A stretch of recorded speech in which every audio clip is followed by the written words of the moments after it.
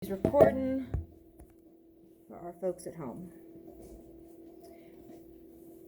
So just like always, we're gonna kind of save our videos to the end so that they don't take up our video time when I go to upload the notes later. So we will have some videos today, and I know we skipped one on biodiversity yesterday, and that's okay. It all kind of ties together and fits. So the order of things with our videos isn't going to necessarily mess anything up.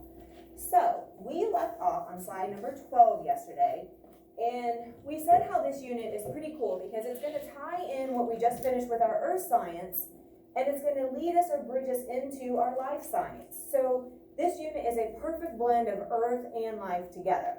All right. So I know that we were kind of rushed yesterday. Make sure that you have all of slide number 12 filled in. And Kaylin, at the end of class, if you want to borrow someone's notes, you can in study hall, or if you want to get a packet, I can give you a packet at the end of class. Just remind me and we can do that. Okay. So it said that Charles Darwin, he is like the granddaddy of them all. He is the top dog when it comes to evolution.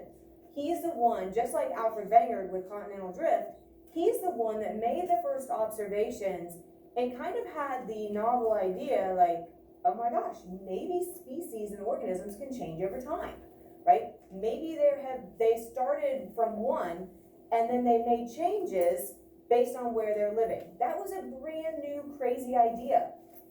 Again, it's just like what we've talked about multiple times this year.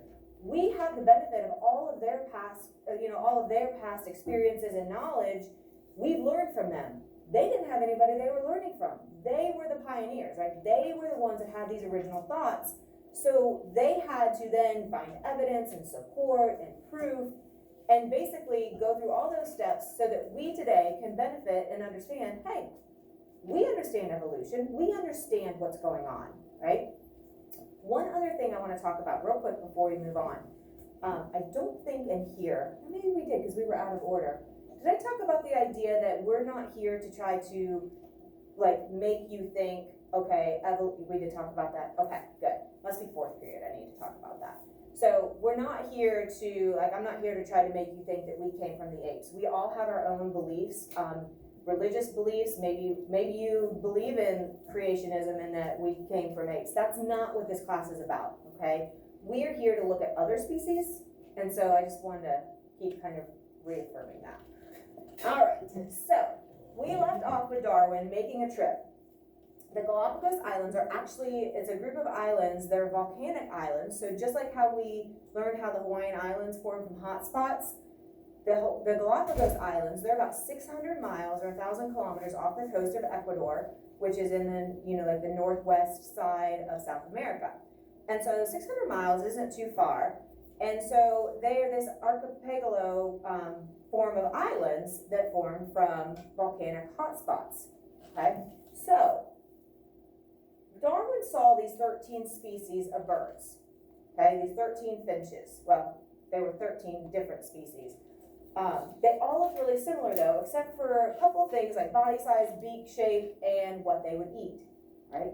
He also made another observation that on the mainland in Ecuador, which was 600 miles away, that there was a kind of single species of finch, which is, again, that cute little bird. He got thinking, right? Could these 13 on the island have originally come from that one species on the mainland? So that's kind of where we left off yesterday. So picking up with our fresh slide, Darwin reasoned that members of each species had to have competed for food, shelter, and other necessities. Those are the basic things to help you survive, right? Those are the bare essentials, okay? So it does make sense that in nature, you're competing for those things. There's only a limited amount of food, shelter, and those other things, depending on the situation and environment that you might specifically need.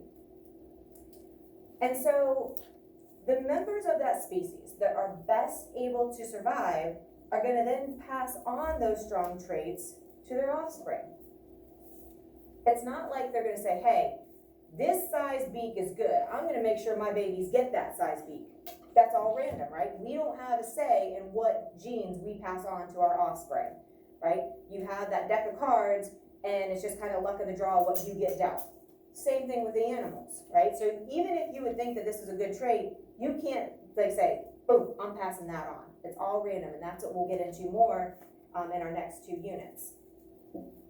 So over time, these differences can result in an entirely separate species. So if you think back to my example yesterday with Mufasa and Scar, right? They're brothers.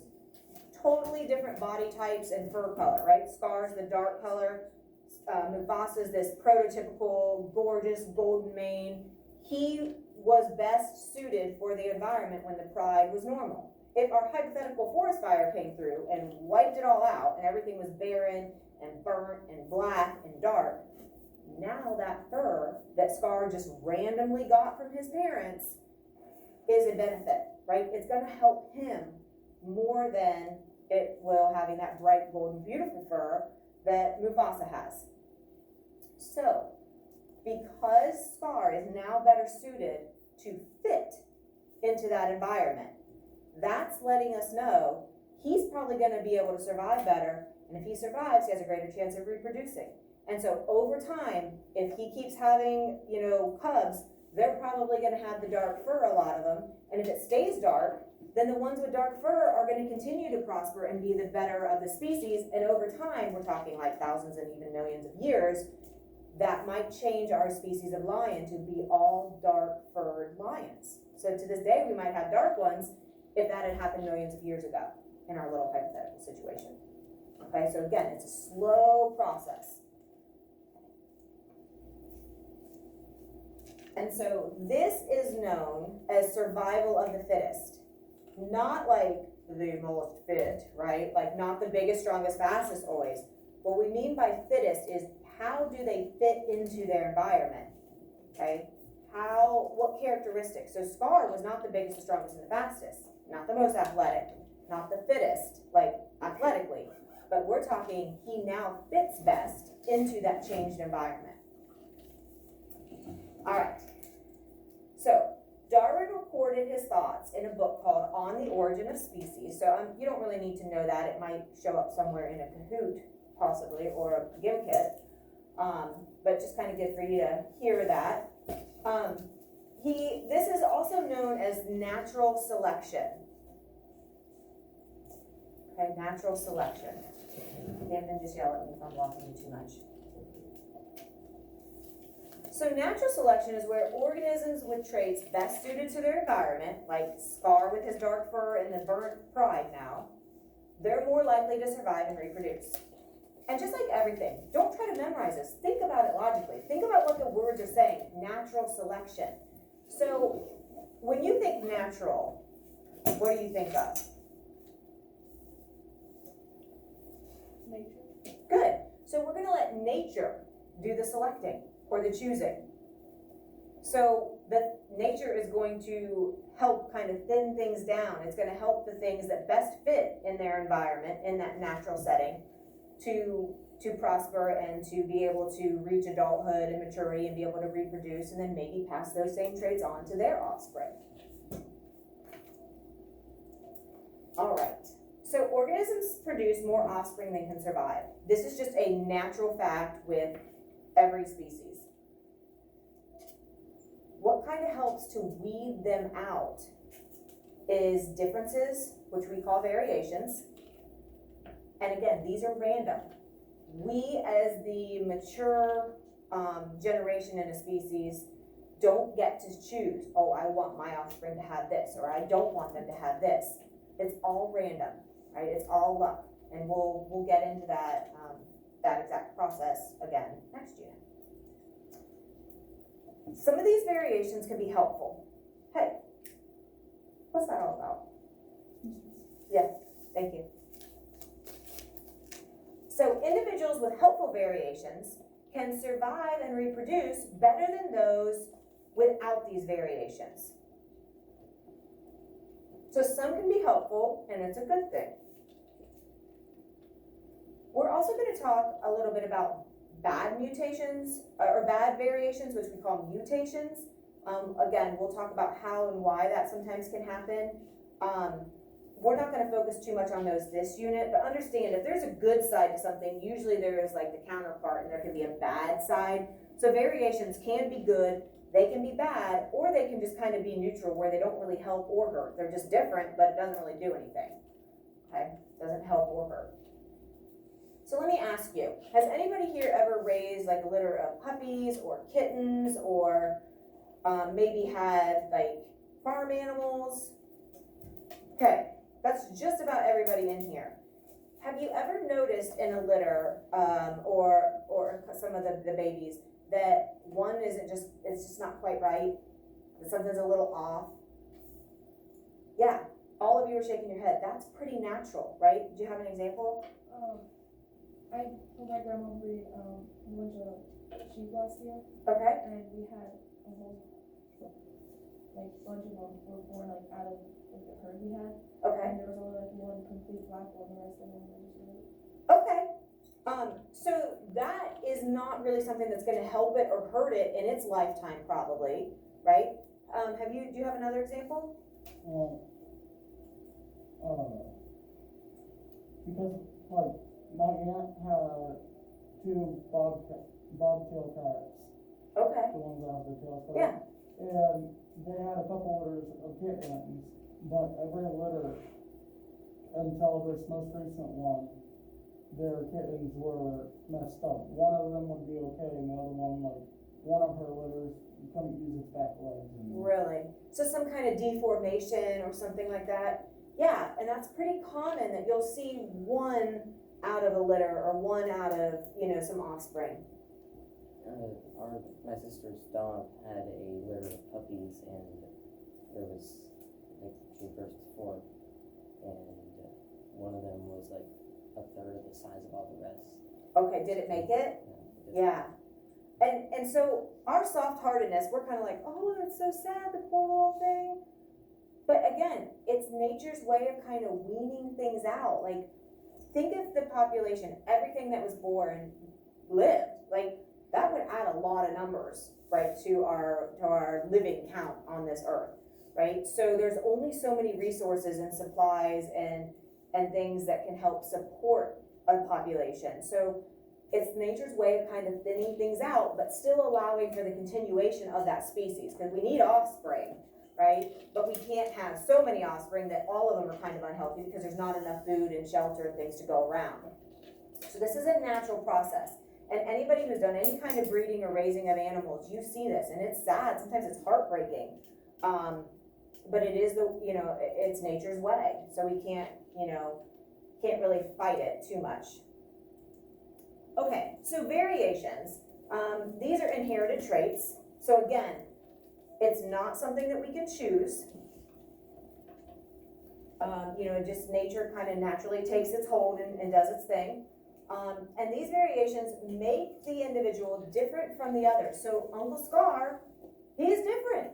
You don't see lions with that dark brown fur, right? He was very unique. Out of all the lions in that movie, he was the only dark one, okay? So he had that variation. And at the time, in the normal pride, it wasn't a benefit, right? It didn't help him at all. But sometimes these changes do become beneficial. And so this is a permanent genetic, trait for him. So it's something that he could genetically pass on to his offspring. And if that happens, then over time, if that dark fur is a benefit in the new environment, it could continue and continue and continue until you have nothing but these dark fur lions, millions of years from when the original fire had taken place. So, for us, a lot of variations aren't really beneficial or helpful. Like, think of like hairlines. And we'll take a look at this. If you have like a widow's peak, looking around a little bit, you have a little bit of one. So like a little V in your forehead, like where your hairline comes together. I don't really have one, so I can't see. I shaved mine off a little while ago. I regretted that. Yeah, I bet. It might come in thicker, or maybe even curly or crazy. You gotta be careful doing that stuff. Okay. So there's a lot of things like hitchhiker's thumb. Like, I don't have it. My thumb's just pretty straight, but hitchhiker's thumb, put your thumbs up. Oh, Ethan's got it. Look how straight Adriana's is. compared to Ethan's. Holy smokes, right? Lots of differences. That's an inherited trait. Does it help us or hurt us? Not really, right? So a lot of them are traits that don't really help or hurt, but if they're beneficial and the environment changes, then it can lead to new species, and this is where it becomes really interesting.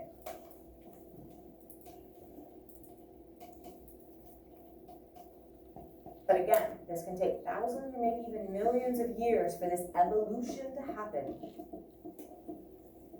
Notice the word evolution and evolve, right? That similarity, right? Evolve is to make those changes over time. Evolution is that process of the change. All right, so again, we talked about dogs yesterday, right? Within the species, we have the Chihuahua and we have the Great Dane, right? Same species, very, very different. We will talk a little bit about artificial selection, not natural selection, because we have taken some traits and have tried to improve them, and that's how we got so many different breeds of dogs. We will get into that a little bit more later, but understand that there are certain traits. I know even like in our cattle, in our livestock, you know, you're trying to breed them for certain characteristics. And so that's artificially done. We kind of manipulate the parents that we're putting together, hoping to get a certain type of offspring from them. But in nature, it's just all random. And that's more what we're focused on this unit. All right, so these adaptations. These are variations that are beneficial. So all adaptations are variations. But not to confuse you, not all variations are adaptations.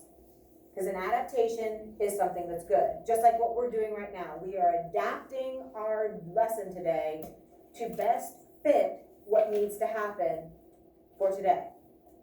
All right? So a variation can become an adaptation if that makes the organism better suited for that environment or best to fit into the environment. Scar with the dark fur, right?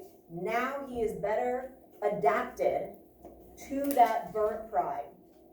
Before the fire, wasn't helping him. After the fire, helps him. Yeah, did I go too fast? No, I'm just thinking. Don't hurt yourself.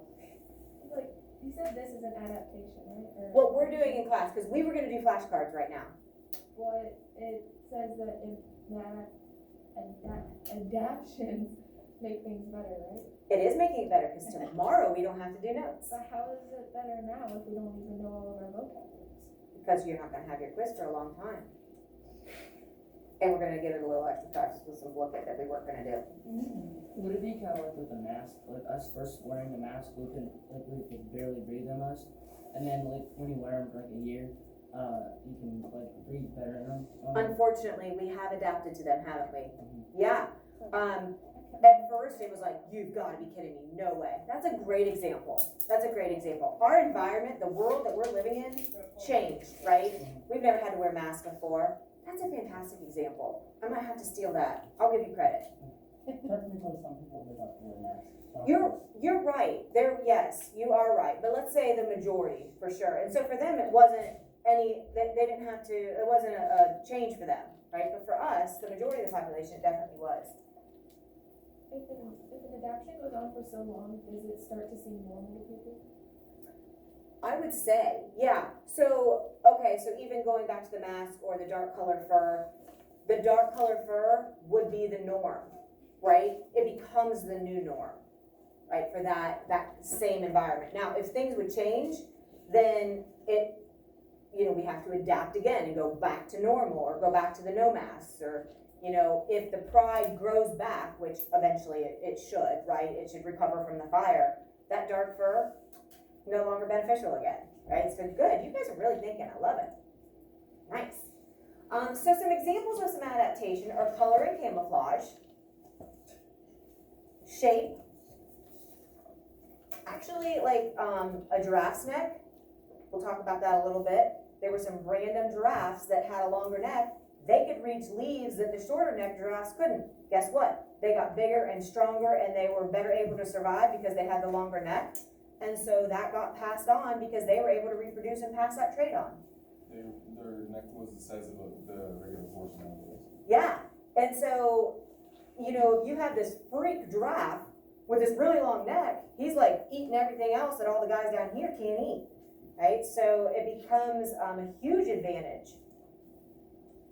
The walking stick bug, they're so cool, right? So that shape became a great form of camouflage. There's also behavioral adaptations. We're not going to focus as much on those, but things like migration and hibernation, we don't cover that so much in this unit. Again, we can have a whole unit on just that alone.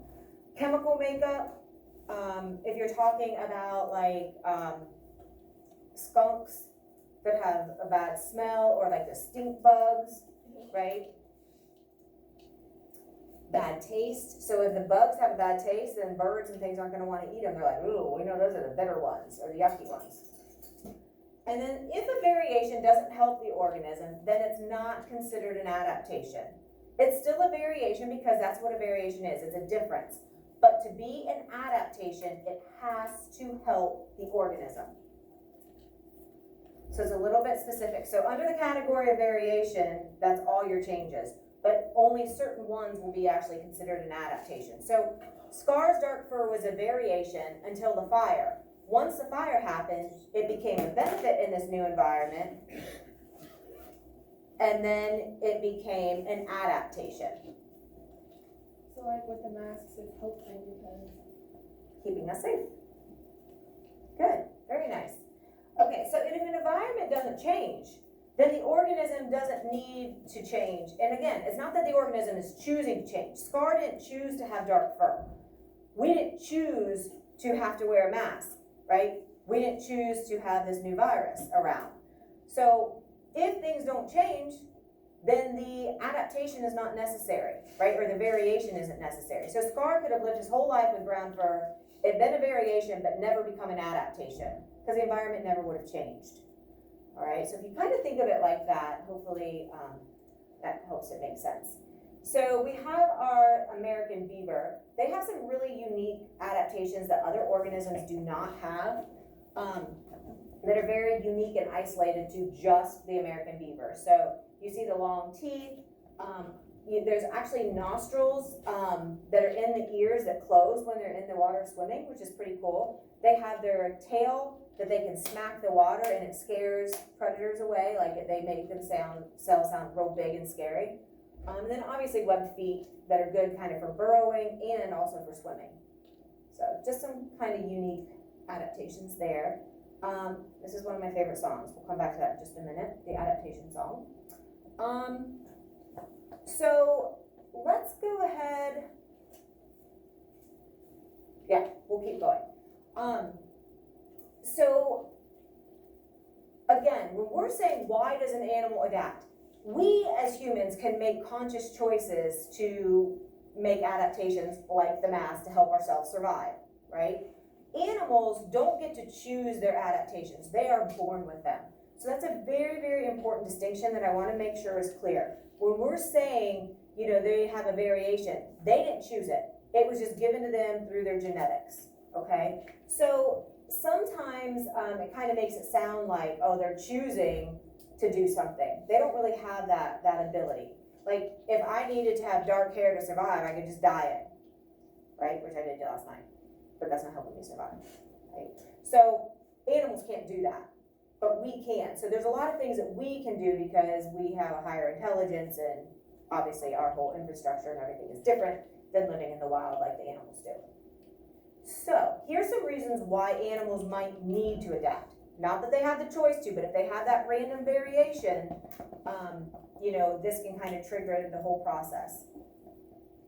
Every once in a while, a whole population of animals can get separated and they kind of get split into smaller species, or excuse me, smaller populations. So like a big, huge group getting split into a smaller group. So you can see, like they were kind of, this is one whole herd, if for some reason some of them crossed the river and some of them didn't, and they stayed separated like that, and over time, they would experience different stresses, different environments, and things like that, and so you would see them start to adapt or evolve over time a little differently.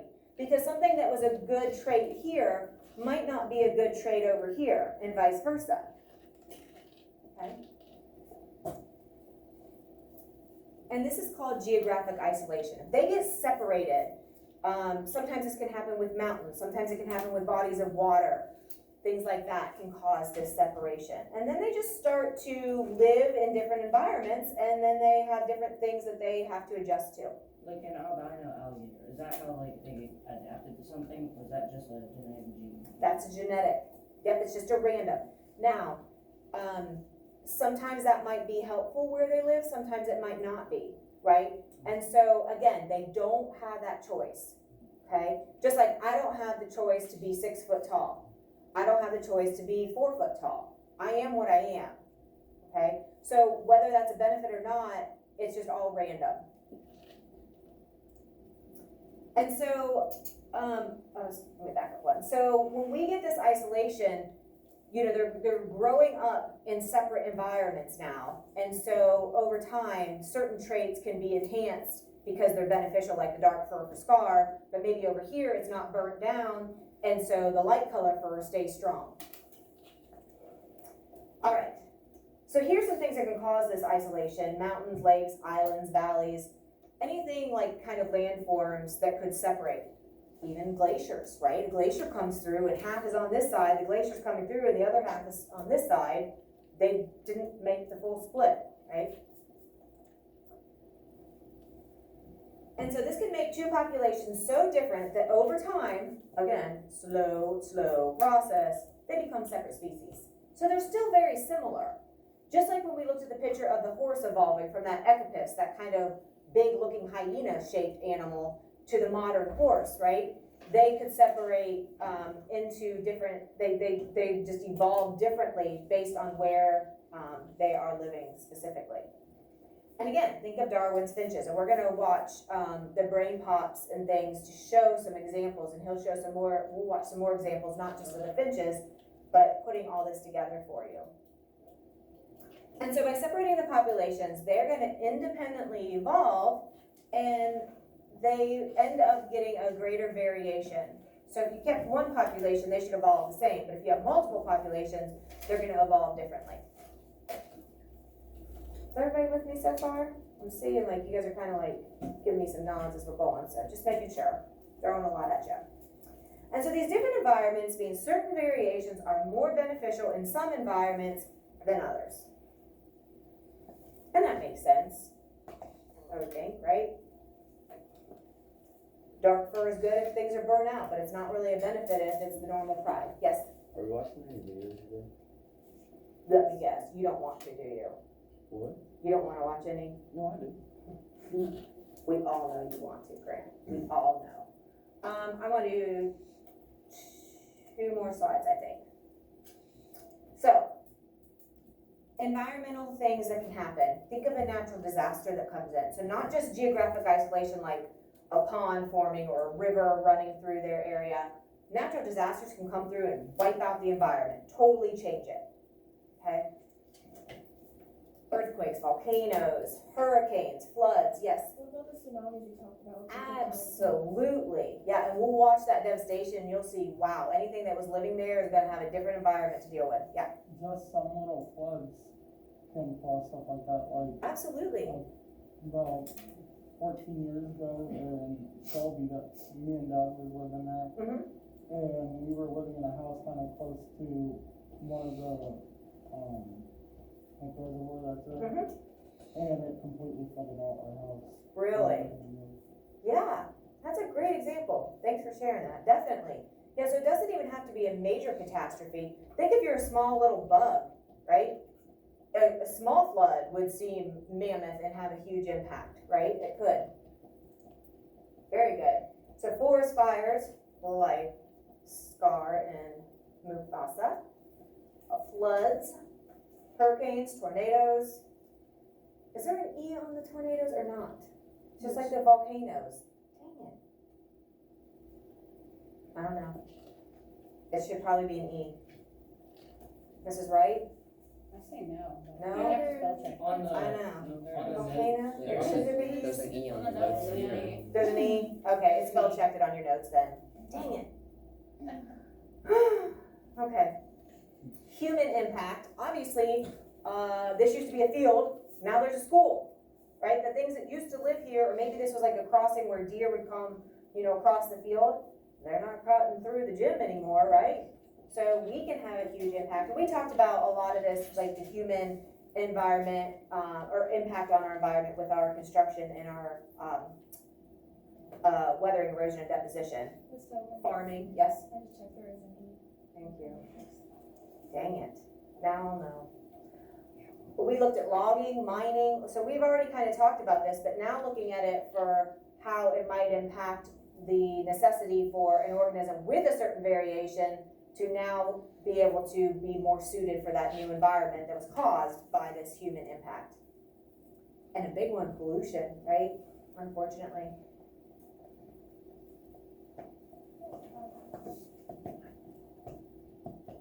Okay, last one.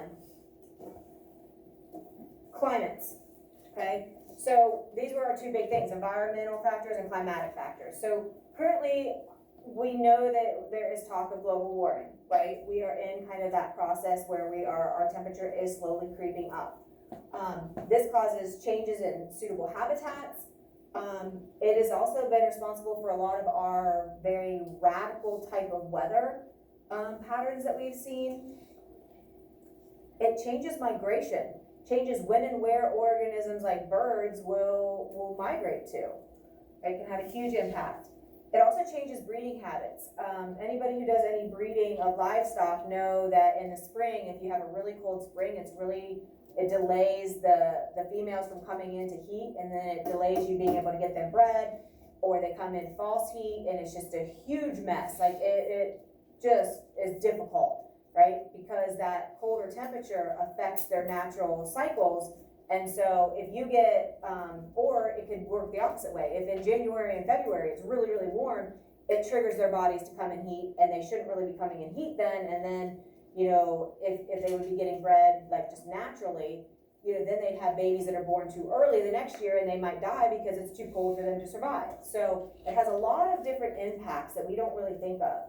But we have evidence that there have been major climatic changes globally. We had the Ice Age, and obviously it's when our temperature drastically dropped. And we have evidence of this from ice cores and from these marine sediments, and we'll look at those more towards the end of this unit. And then the Cretaceous world, we had a big warm up. Right? And so you wouldn't think that 14 degrees Fahrenheit would be that big of a deal, but think of that on average, we're that much warmer all the time. Right? It has an effect on all of these things. And we are going to stop there. Let's just go to our song, and then we will come back to these videos tomorrow. So again, we did the hard work today. Tomorrow will be a Good Friday. We'll just leave it at that.